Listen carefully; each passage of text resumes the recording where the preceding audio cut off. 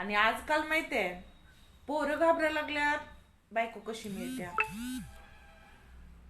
सासवा घाबरायला लागल्यात, काय माहिती सून कशी मिळत्या. बघा. आणि काय काय जणांची तर लग्नच होईना, 40 पार केलेले खूप जण आहेत. तुम्हीच विचार करा आता. मग मग आम्ही व्हिडिओ केल्यानंतर का राग येतोय?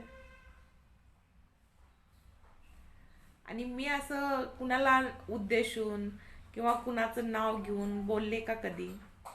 नाही ना. मग तुम्हाला तुमच्या बुडाला कशा आग लागत्या? बसा ना शांत. का उगाच डिवचायची सवयच लागल्या.